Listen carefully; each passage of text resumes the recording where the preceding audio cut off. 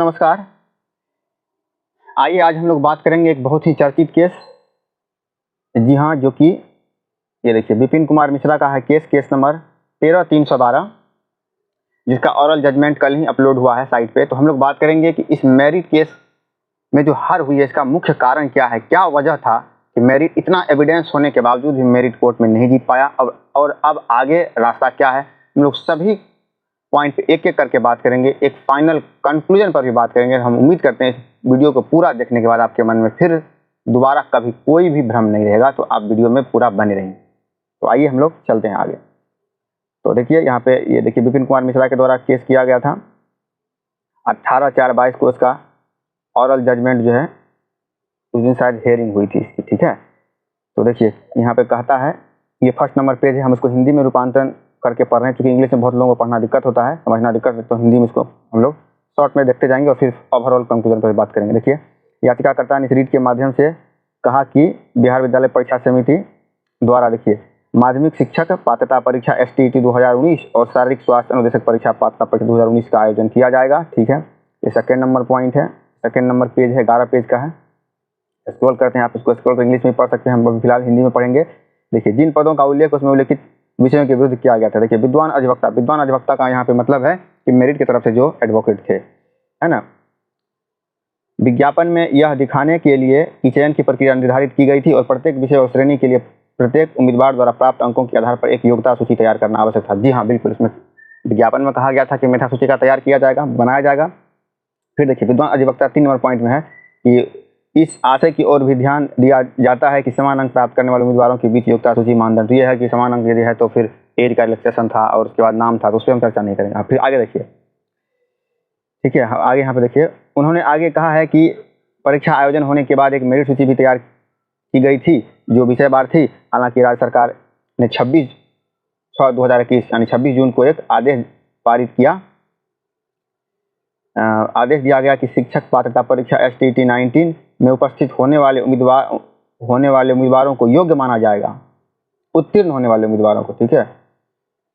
परीक्षा में उपस्थित होने वाले उम्मीदवारों को योग्य माना जाएगा, हाँ योग्य माना जाएगा यदि उन्होंने न्यूनतम योग्यता, आगे छूट चुका है, बस आगे वही है कि उन्होंने यदि न्यूनतम उत्तीर्णांक को प्राप्त किया है तो हैज सिक्योर्ड क्वालिफाइंग मार्क्स, यहाँ पे लिखा हुआ है ना, हैज सिक्योर्ड क्वालिफाइंग मार्क्स। यदि आपने क्वालिफाइंग मार्क्स को अचीव किया है तो 26 जून के लेटर के माध्यम से यह कहा गया था कि आप लोग भी आगे नियोजन में भाग लेंगे। ये देखिए विद्वान अधिवक्ता की तरफ से यानी कि मेरिट वाले अधिवक्ता की तरफ से कहा गया था, ये 3 नंबर पॉइंट। फिर देखिए अहरक अंक प्राप्त कर चुके, अहरक का मतलब होता है क्वालिफाइंग अंक प्राप्त कर चुके अब आगामी चयन प्रक्रिया में भागीदारी और चयन के पात्र होंगे। ये कहाँ था, तो ये 26 जून के लेटर में ऐसा कहा गया, जो बीच में निकाला गया, ठीक है, कि जिसने भी न्यूनतम क्वालिफाइंग मार्क्स को अचीव किया है वो सभी लोग आगे नियोजन की प्रक्रिया में भाग लेंगे। फिर देखिए 4 नंबर पॉइंट में कहा जाए कि विद्वान अधिवक्ता का निवेदन है कि इस प्रकार प्रस्ताव नहीं किया जा सकता है, ठीक है, यानी कि इस प्रकार जो है बदलाव नहीं किया जा सकता है। STET 19 में जारी विज्ञापन के तहत जिन पदों का विज्ञापित किया गया है वे केवल उस प्रक्रिया से भरे जा सकते हैं, यानी कि STET 19 में जो विज्ञापित सीट जो है, ठीक है, विज्ञापन में था ना 37,000 सीट, तो उसी के बारे में कहना है एडवोकेट का, विद्वान अधिवक्ता का मेरिट वाले की तरफ से, कि सिर्फ और सिर्फ उसी उम्मीदवार से भरे जा सकते हैं जो विज्ञापन में निर्धारित की गई, है ना। याचिकाकर्ताओं जिन्होंने दूसरे की तुलना में योग्यता यानी कि जो कि बाकी कैंडिडेट के कंपेयर जो है बेस्ट प्रदर्शन किया है, जो उसके लिए एलिजिबल है, सिर्फ उसी को आगे नियुक्ति हेतु भेजा जाए। देखिए उक्त विज्ञापन के तहत नियुक्ति का अधिनियम अधिकार है और उक्त चयन प्रक्रिया के अनुसार दिनांक 26/6/2021 यानी 26 जून के आदेश जारी करके इस तरीके से नहीं किया जा सकता, यानी कि 26 जून का लेटर जारी करके जो बदलाव हुआ तो एडवोकेट का कहना था कि ये सही नहीं है, ठीक है। फिर देखिए आप देखिए 5 नंबर पॉइंट में राज्य सरकार दायर एक जवाबी हलफनामे में यह कहा गया है कि, अब देखिए अब राज्य सरकार क्या कहता है, सरकारी एडवोकेट का क्या कहना है, कहा गया है कि इतने डेट है, इतना डेट को आयोजित की गई थी परीक्षा और कुल इतना उम्मीदवार रिक्ति से कुल इतना उम्मीदवारों को इतना को योग्य घोषित किया गया, इतना डेट को, बाद में 3 विषयों को भी परिणाम आया, फिर अगला लेटर है, घोषित किया गया और कुल इतना उम्मीदवारों को योग्य घोषित किया गया था। नहीं 3 सब्जेक्ट का रिजल्ट आया, उसमें देखिए 6077 कैंडिडेट को फिर से पात्र किया गया। फिर देखिए 6 नंबर पॉइंट में कहता है कि माध्यमिक शिक्षक की परीक्षा पात्रता परीक्षा STET एक योग्यता परीक्षा है, समझे। योग्यता का मतलब होता है वही पात्रता, योग्यता परीक्षा है जो शिक्षक के रूप में नियुक्ति के लिए आवश्यक है वे जो संबंधित पदों में निर्धारित शैक्षणिक और प्रशिक्षण योग्यता के साथ माध्यमिक शिक्षक पात्रता परीक्षा उत्तीर्ण करते हैं। अब यहाँ पे देखिए वो जो होता है नहीं होता है, पंचायती राज है, उसके बाद नगर निगम है, वही यहाँ पे दिया हुआ है। पंचायती राज के अधिकार क्षेत्र में आने वाली रोजगार इकाइयों नियोजन इकाइयों के माध्यम से भर्ती प्रक्रिया में भाग लेने के लिए पात्र हो जाते हैं। और यही है शहरी क्षेत्र वाला है। यह प्रस्तुत किया जाता है कि माध्यमिक शिक्षक पात्रता परीक्षा STET में उत्तीर्ण होने वाले को चयन और नियुक्ति के लिए दावा करने का कोई अधिकार नहीं है। इसे सिर्फ योग्यता परीक्षा वही है माना जाता है। यह भी इंगित किया जाता है कि विज्ञापन के खंड 14G के अनुसार यह सूचित किया जाता है कि केवल पात्रता परीक्षा उत्तीर्ण करने और STET में उत्तीर्ण होने वाले को चयन और नियुक्ति के लिए दावा करने का कोई अधिकार नहीं है और इसे योग्यता परीक्षा माना जाता है। और आगे और भी पढ़िए कि विज्ञापन के खंड 14G के अनुसार यह सूचित किया जाता था कि केवल पात्रता परीक्षा उत्तीर्ण करने और बाद में शिक्षा विभाग द्वारा भर्ती के लिए कोई बाध्यता नहीं होगी। तो जी हाँ, ये देखिए पॉइंट को हम थोड़ा इसको इंग्लिश में भी स्क्रॉल डाउन करते हैं। 6 नंबर पॉइंट में है, इसमें मुख्य रूप से यह कहना है कि आपने STET क्वालिफाई कर लिया तो इसका मतलब यह नहीं हुआ, आप कोई भी दावा नहीं कर सकते हैं कि STET क्वालिफाइंग कैंडिडेट यह कभी भी दावा नहीं करेगा कि हमें नियुक्ति चाहिए, हमें नियुक्ति दे, क्योंकि यह नियुक्ति की परीक्षा नहीं है। और यह विज्ञापन के 14G में भी लिखा गया, यहाँ पे देखिए ना 14G में, यहाँ पे 14G का बात है, उसी का यहाँ पे देखिए हिंदी में हम रूपांतरण किए हैं। देखिए 14G है ना, के अनुसार यह सूचित किया जाता था कि केवल पात्रता परीक्षा उत्तीर्ण और बाद में शिक्षा विभाग द्वारा भर्ती के लिए कोई बाध्यता नहीं होगी। कि आपने STET पास कर लिया तो उसका मतलब यह नहीं है कि जो मेरिट लिस्ट तैयार हो गया, बन के रेडी हो गया, उसके आधार पे हम आपको नियुक्ति पत्र बांट दें। ये सरकार का कहना है, सरकारी एडवोकेट का। और विज्ञापन में भी ये है, हम आपको विज्ञापन भी लास्ट में दिखा देंगे। तो लास्ट में चलिए अभी हम आपको विज्ञापन ही दिखा देते हैं। आइए साथियों, ये है STET का विज्ञापन, वही 14G का जो उसमें बात किया गया था। हम आइए 14G को देख लेते हैं।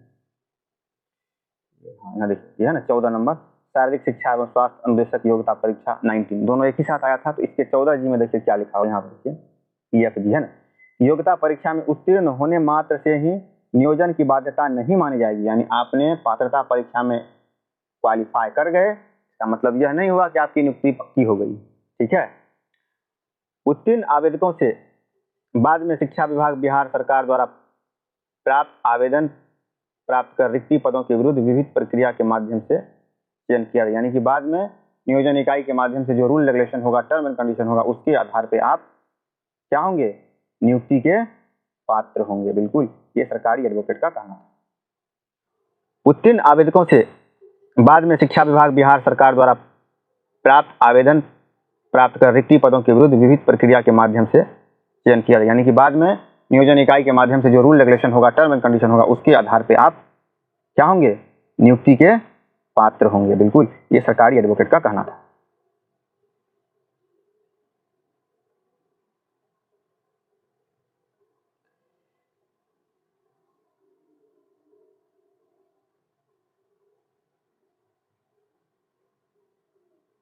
तो आइए, यही 14 नंबर जी था पॉइंट, जो आप देख लिए। ये कहीं से भी आप नहीं कह सकते हैं कि आपने STET में मेरिट में सेलेक्ट हो गए तो इसका मतलब यह नहीं है कि हम आपको नियुक्ति दे दें। आप कभी भी नियुक्ति का दावा नहीं करेंगे। और STET 19 में जो सीट था 37,000, वह नियुक्ति की सीट नहीं था, वो पात्रता हेतु सीट था, यही कहा गया।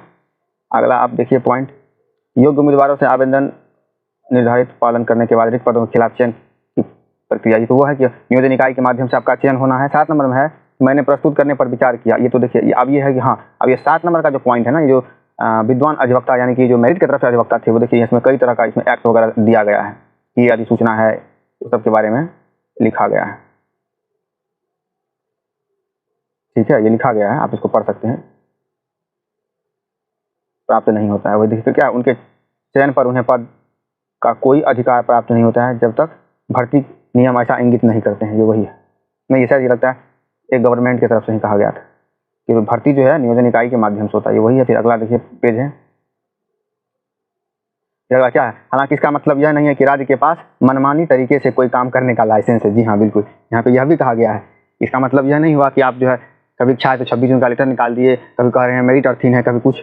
यही कहा गया है कि इसका मतलब यह नहीं है कि राज्य सरकार के पास मनमानी करने का लाइसेंस प्राप्त है। रिक्तियों को न भरने का निर्णय उचित कारणों से वास्तविक रूप से लिया जाना चाहिए। ठीक है, ये वही सब बात है। और फिर ये आगे भी दिया है कि जजमेंट भी लगाया गया कि हरियाणा कोर्ट का ऑर्डर है फिर देखिए पंजाब का भी है, ये वही सब ऑर्डर है। ये मेरिट की तरफ से एडवोकेट का भी कहना था। 8 नंबर देखिए, इस प्रकार कोई निहित अधिकार नहीं कहा जा सकता है कि परीक्षा उत्तीर्ण करने वाले उम्मीदवार के पक्ष में बनाए गए हैं। हालांकि विज्ञापन में विभिन्न विषयों के लिए विभिन्न पदों का उल्लेख भी किया गया है। ये भी कहा गया है कि आप ऐसा नहीं कर सकते हैं कि इसके आधार पर आप नियुक्ति नहीं दे सकते हैं, क्योंकि यहाँ पे पोस्ट का भी जो है विवरण दिया गया है, उल्लेख किया गया, वही यहाँ पे कहा गया है कि राज्य सरकार द्वारा दायर उत्तर के साथ साथ अपेक्षित आदेश से यह स्पष्ट है कि राज्य सरकार का विज्ञापन के तहत पद भरने का इरादा नहीं है। यानी राज्य सरकार के विज्ञापन के तहत जो पद है उसको भरने का कोई इरादा नहीं है। ठीक है, फिर ये वही है 9 नंबर पॉइंट में कहता है, इसके मद्देनजर राज्य सरकार बिहार विद्यालय परीक्षा समिति STT योग्य अभ्यर्थियों मानक अहरक वही क्वालिफाइंग परीक्षा घोषित करने की कार्रवाई को अवैध या अनुचित नहीं कहा जा सकता है। यानी कि जो न्यूनतम क्वालिफाइंग मार्क्स को अचीव किया है उसको आप डिस्क्वालीफाइड नहीं कह सकते हैं। ठीक है, माध्यमिक शिक्षक पात्रता परीक्षा STT 19 उत्तीर्ण करने वाले उम्मीदवार, आगे देखिए फिर ये है, परीक्षा और न्यूनतम योग्यता अंक हासिल करने वाले सभी को चयन प्रक्रिया में भाग लेने के लिए योग्य माना जाएगा। अब ये सरकारी एडवोकेट का कहना है कि जिसने भी न्यूनतम क्वालिफाइंग मार्क्स को अचीव किया है वो आगे चयन प्रक्रिया में भाग ले सकते हैं। प्रत्येक इकाई के लिए चयन प्रक्रिया व्यक्तिगत रूप से की जानी है। यानी कि हर वही सबका अलग रूल रेगुलेशन होगा नियोजन इकाई का, उसके अनुसार सीट होगा। फिर ये वही है, अगला पॉइंट है, इसको आप पढ़ सकते हैं, है ना। फिर देखिए 11 नंबर पॉइंट है कि माननीय सर्वोच्च न्यायालय के मामले में, फिर ये सब है रूल रेगुलेशन दिया गया है, हम लोग इसको उतना टाइम वेस्ट नहीं करेंगे। फिर 16 नंबर भी है, तथ्यों पर भी ऐसी ये फिर एक निहित अधिकार केवल तभी उत्पन्न होगा जब हमारे सामने किसी भी अपीलकर्ता को वास्तविक में, तो कोर्ट का फिर बहुत सारा बात है, उधर हम लोग नहीं जाएंगे। ओवरऑल हम लोग फाइनल कंक्लूजन पर भी बात करेंगे, आप इसको चाहें तो पॉज करके पढ़ सकते हैं। अब यहाँ देखिए, ये देखिए 12 नंबर में क्या है कि स्थापित कानून को ध्यान में रखते हुए ऊपर इस न्यायालय ने पाया कि यह ऐसा मामला नहीं है। ठीक है, जहाँ खेल के नियमों को बीच में ही बदल दिया गया। देखिए सरकारी ये मेरिट की तरफ से जो एडवोकेट है उनका कहना यह भी था फिर बाद में कि नहीं, ये जो है खेल के बीच में नियम बदला जा रहा है। तो देखिए न्यायालय ने ऐसा पाया कि खेल के बीच में कहीं भी नियम बदला नहीं जा रहा है, तो कानून निर्धारित किया। देखिए कुछ मैटर का एग्जाम्पल था, तो हम लोग उस पर बात नहीं करेंगे। सरकार ने पूरे विज्ञापन को छोड़ दिया है और उक्त विज्ञापन के तहत पदों को नहीं भरने का फैसला किया है। ऐसा भी नहीं है कि कोई भेदभाव किया गया हो। तो ये सब बात है। अब देखिए ये 14 नंबर का पॉइंट, ये लास्ट कंक्लूजन है। परिस्थितियों में याचिकाकर्ताओं की तुलना में किसी हस्तक्षेप की आवश्यकता नहीं है। 14 नंबर, रीट याचिका को गलत पाया गया, तदनुसार खारिज किया गया। संजीव प्रकाश, ठीक है, ये जज है। ये यहाँ पे देखिए 14 नंबर पॉइंट देखिए, the writ petition is found to be misconceived and is accordingly dismissed. तो देख लिया पूरा, ये जजमेंट था, आप इसको पॉज करके पढ़ भी सकते हैं। तो हम लोग अब इसका ओवरऑल फाइनल कंक्लूजन पर बात करेंगे कि आखिर मेरिट कोर्ट में क्यों हारा। तो देखिए किसी भी केस को जीतने के लिए और हारने के लिए एक पॉइंट होता है, ये कानूनन है, हम आपको इसके बारे में थोड़ा इशारा करना चाहते हैं। यदि कोई भी आपका एक वीक पॉइंट पकड़ा गया तो आप फिर किसी भी परिस्थिति में उस केस को नहीं जीत सकते हैं। उसी वीक पॉइंट को विपक्षी एडवोकेट इतना जोरदार तरीके से पकड़ लेगा कि हिलने नहीं देगा। बार बार एक ही तरफ इंगित किया जा रहा था, क्या यह आपकी नियुक्ति की परीक्षा है, क्या इसके आधार पर हम आपको नियुक्ति दे दें। तो फिर कोई जवाब ही नहीं था, क्योंकि ये नियुक्ति की परीक्षा है ही नहीं। वही तो इसमें कहा गया कि क्या इस मेरिट के आधार पर हम आपको नियुक्ति दे दें, क्या इसके आधार पर नियुक्ति पॉसिबल है। नियुक्ति तो नियोजन इकाई के माध्यम से मिलता है, और जिस किसी ने भी न्यूनतम क्वालिफाइंग मार्क्स को अचीव किया है तो हम उसको क्वालिफाई करने से कैसे वंचित कर सकते हैं। बिल्कुल तो राइट है, जिसने भी न्यूनतम क्वालिफाइंग मार्क्स जो भी 45-50 है उसको जिस किसी ने भी अचीव किया उसको आप डिस्क्वालीफाइड कैसे कर सकते हैं। तो फिर बात था कि जो लोग मेरिट में सेलेक्ट हुए हैं उन्हें आगे नियुक्ति हेतु भेजा जाए। तो बात वही था, इसके आधार पर आप कभी भी नियुक्ति की दावा नहीं कर सकते, क्योंकि विज्ञापन के 14G पॉइंट में ऐसा कहा गया है, आप इसके आधार पर नियुक्ति का मांग नहीं कर सकते हैं। इसीलिए जज साहब ने फाइनल कंक्लूजन यही पाया, इस केस का कोई औचित्य नहीं है, इस केस को क्या कर दिया गया, डिसमिस कर दिया। मतलब मेरिट हारा ना मेरिट जीता, जो जहां था वो वही है। सिर्फ हाँ ये हुआ, इसके आधार पे आपको नियुक्ति नहीं मिल सकता है। नियुक्ति कहाँ से मिलेगा, नियोजन इकाई के माध्यम से। मेरिट लिस्ट वहाँ बनेगा, वहाँ जो पैमाना तय होगा वही। अब बहुत लोगों का कहना था कि नहीं 37,000 को सर्टिफिकेट देना था। देखिए स्कोर कार्ड तो सबको मिला है, जो कि डिस्क्वालीफाइड भी किया उसको भी स्कोर कार्ड मिला है। तो नॉट इन मेरिट वाले जो है उसके सर्टिफिकेट में नॉट इन मेरिट लिखा हुआ है और क्वालिफाइड लिखा हुआ है। अब उसको डिस्क्वालीफाइड कैसे कर, वो तो लीगल है ना। अब रही बात नियोजन इकाई में जाने की बात, अब आप कुछ लोगों का कहना है कि नहीं नियोजन इकाई में तो सिर्फ वही लोग जाते हैं 30,675 ही। सभी लोग 80,000 नियोजन इकाई में क्यों जाएंगे? देखिए, नियोजन इकाई एक ओपन प्लेटफॉर्म, जैसे ही नियोजन इकाई आया तो 11 वाले भी न्यूनतम क्वालिफाइंग मार्क्स जो अचीव किए हैं वो भी भाग लेंगे। फिर STET 19 में जिसने भी न्यूनतम उत्तीर्णांक अचीव किया वो कैसे भाग नहीं ले सकता है? यदि यह नियुक्ति की परीक्षा होती तो फिर कोई बात ही नहीं। बहुत लोगों का कहना था कि नहीं, जज साहब सही निर्णय नहीं दिए, कई तरह का भ्रम का स्थिति उत्पन्न किया गया। ऐसा कहीं से कुछ भी नहीं है, क्योंकि यह एक सिर्फ और सिर्फ पात्रता परीक्षा था। इसके आधार पर आप नियुक्ति की मांग बिल्कुल भी नहीं कर सकते। ये सभी पक्षों को रखा गया, इस केस में कोई जान नहीं था। ये तो आप लोग देख ही लिए हाईकोर्ट का जजमेंट। अब आगे क्या मेरिट के लिए सुप्रीम कोर्ट का रास्ता हो सकता है या डबल बेंच का रास्ता हो सकता है, तो हम लोग उस पर बात करेंगे। सुप्रीम कोर्ट का क्या रास्ता होगा या डबल बेंच का क्या रास्ता होगा। जैसा कि आप जानते हैं, आप डबल बेंच में जाए या सुप्रीम कोर्ट में जाए, कहीं भी आप जाते हैं अपर कोर्ट में, देखिए ये जजमेंट तो 100% वहाँ लगेगा ही लगेगा। और इस जजमेंट का सबसे बड़ा वीक पॉइंट क्या है? STET 19 विज्ञापन का वीक पॉइंट क्या है? क्या यह आपकी नियुक्ति की परीक्षा है? क्या इस मेरिट के आधार पर हम आपको नियुक्ति दे दें? बिल्कुल भी नहीं, सभी लोग इसको जानते हैं। दूसरा नंबर पॉइंट आता है कि जो लोग नॉट इन मेरिट है उसको डिस्क्वालीफाइड किया जाए। तो डिस्क्वालीफाइड वो किस आधार पे होंगे? क्योंकि लीगल एक्ट बनता है, उसने 45% और 50% मार्क्स को अचीव किया है। जब 45% और 50% मिनिमम क्वालिफाइंग स्कोर को अचीव किया है तो वो डिस्क्वालीफाइड किस आधार पर? बिल्कुल नहीं होगा। तो वो लोग डिस्क्वालीफाइड भी नहीं होगा। और ये हमारा नियुक्ति की परीक्षा है भी नहीं, स्पष्ट 14G में लिखा हुआ है, आप इसके आधार पर डायरेक्ट नियुक्ति की मांग नहीं कर सकते हैं और आप भविष्य में कभी भी नियुक्ति का दावा नहीं कर सकते। ये सरकार के ऊपर डिपेंड करता है कि आपको जॉब देगा या नहीं। नियोजन इकाई के माध्यम से जब भी बहाली आएगी, आपके पास यदि ये पात्रता का सर्टिफिकेट है तो आप उसमें भाग ले सकते हैं। इसका मतलब यह नहीं हुआ कि आपको नौकरी मिल गया। तो आप किसी भी कोर्ट में जाएंगे तो ये केस 100% वहाँ भी डिसमिस होगा, क्योंकि इसका आधार ही गलत है। इसके आधार पर आपको नियुक्ति मिल ही नहीं सकता है। और नॉट इन मेरिट को आप डिस्क्वालीफाई करा नहीं सकते, क्योंकि उसने न्यूनतम क्वालिफाइंग मार्क्स को अचीव किया है। और आप नियोजन इकाई में जाने से भी इसको नहीं रोक सकते हैं। क्यों? क्योंकि नियोजन इकाई एक ओपन प्लेटफॉर्म है, वहाँ 11 वाले भी आएंगे, ये लोग भी आएंगे। इसलिए इस केस का कोई औचित्य बिल्कुल भी नहीं है। दिमाग से 100% निकाल दीजिए कि अब इस केस का कुछ भी नहीं हो सकता है। ये STET मेरिट का कुछ भी नहीं हो सकता है। हाँ, अब यदि कुछ होगा तो सर्विस रूल 20 का होगा। STET मार्क्स पे बहाली का हम लोग मांग करेंगे, ये बिल्कुल संवैधानिक है और इसकी पॉसिबिलिटी है, क्योंकि फिजिकल इंस्ट्रक्टर में ऐसा हुआ है, इसमें भी होने की 100% संभावना है। और यदि नहीं भी होती है तो सर्विस रूल 2020 तो लागू किसी भी कंडीशन में नहीं होगा। हम लोग उस पर और भी आगे चर्चा करने वाले हैं। हाँ, अब सवाल यह है कि नियोजन इकाई में मेधा सूची कैसे बनेगा? ये बहुत बड़ी बात है।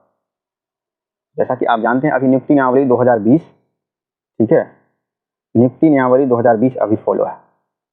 आप जानते हैं कि नियुक्ति नियमावली यथासंभव समय समय पर संशोधित होता है। नियुक्ति नियमावली 2020 किसी भी कंडीशन में फॉलो नहीं होगा, क्योंकि ये किसी खास व्यक्ति विशेष को फायदा पहुंचाने का काम करेगा। तो देखिए, जब आप मैक्सिमम एज रिलैक्सेशन 45 साल किए हुए हैं, ठीक है, और प्राइमरी में शिक्षक का पैमाना है मैट्रिक, इंटर और ट्रेनिंग, इन तीनों को जोड़ा जाए, 3 से भाग दिया जाए, आपका मेधा सूची बन के तैयार हो गया।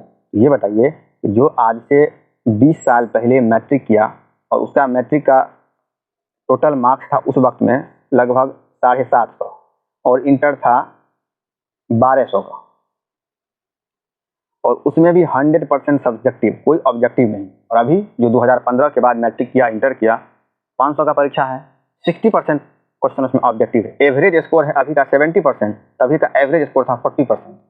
दोनों को सरकार एक तराजू पर कैसे तौल सकती है? इसलिए नियुक्ति नियमावली 2020 फेयर नहीं है, ये कहीं से भी लागू नहीं होगा। सवाल ये उठता है कि नियुक्ति नियमावली 2020 को लाया क्यों गया? देखिए, ये अभी नहीं लाया गया, ये गिरिवर दयाल के समय में ही, तभी कृष्णनंदन वर्मा के समय में ही लाया गया था। तब ये अनुमानित किया गया था कि हम STET में भी सीट वर्णित कर देंगे कि उतना ही लोगों को पात्र करना है, और इधर एकेडमिक पे बहाल करेंगे, जिसका एकेडमिक बहुत अच्छा है और जिसका STET या TET में मार्क्स भी अच्छा है, तो हम दोनों तरफ से फिल्टर लगा देंगे, तो हमें बेस्ट से बेस्ट शिक्षक मिलेगा। कहीं बिल्कुल सही बात है, जिसका एकेडमिक भी अच्छा है, जिसका TET में स्कोर अच्छा है, सबसे अच्छे शिक्षक होंगे। लेकिन अब परिस्थिति बदल चुका है। जब परिस्थिति बदल चुका है, इस शिक्षा मंत्री का कहना है कि जिस किसी ने भी क्वालिफाइंग मार्क्स को अचीव किया है वो न्याय संगत है, हम उसको नियोजन इकाई में जाने से बाध्य नहीं कर सकते, ठीक है। और 26 जून का लेटर भी वही कह रहा है कि मेरिट एक टेक्निकल फॉल्ट था, जिसे उच्च स्तरीय कमेटी ने सुधार लिया। नियोजन इकाई में मेरिट वाले भी, नॉट मेरिट वाले भी, सभी लोग उसमें समान रूप से भाग लेंगे, और 11 वाले भी, ठीक है। इसमें अब कोई बाधा है नहीं। और सर्विस रूल 2020 कहीं से लागू नहीं होगा। यदि लागू होता है तो 100% इसको कोर्ट में चैलेंज किया जाएगा। आधार यही होगा, जो आज से 20 साल पहले मैट्रिक इंटर किया और जो अभी किया, आप दोनों के आधार पर इक्वलिटी कैसे बना सकते हैं। इसका मतलब है आप किसी खास व्यक्ति को फायदा पहुंचाने का काम कर रहे हैं। फिर जो 45 साल आप एज लगाए हैं, 50 साल लगाए हैं मैक्सिमम एज रिलैक्सेशन है, तो मूर्ख बनाने वाली बात हो, तो कभी शिक्षक बनेगा ही नहीं भविष्य में। आपने पैमाना ही ऐसा तय कर उसको पहले ही आप बाहर कर दिए। ये फेयर नहीं है। सर्विस रूल 2020 कहीं से भी लागू नहीं होगा, क्योंकि आप देख लीजिए सर्विस रूल 2020 को। उस सर्विस रूल 2020 सिर्फ एकेडमिक पे बल देता है, लेकिन अभी तक कोई बहाली नहीं। सर्विस रूल 2020 में शारीरिक स्वास्थ्य अनुदेशक की बहाली होनी चाहिए था, जो उसका सीपीएड वाला बीपीएड वाला जो होता है 2 साल का ट्रेनिंग वाला, उसका मार्क्स और उसके बाद जो है ग्रेजुएशन का मार्क्स, दोनों को जोड़ के 2 से भाग देकर मेधा सूची बना दिया जाता है, लेकिन ऐसा हुआ नहीं हुआ। उसके बाद देखिए वही सर्विस रूल 2020 में प्रधानाध्यापक की बहाली पदोन्नति के आधार पर, यानी कि आपके पास जितना क्वालिफाइंग अर्हता अधिक है तो आप प्रिंसिपल बनेंगे, उसको भी देखिए फॉलो नहीं किया गया।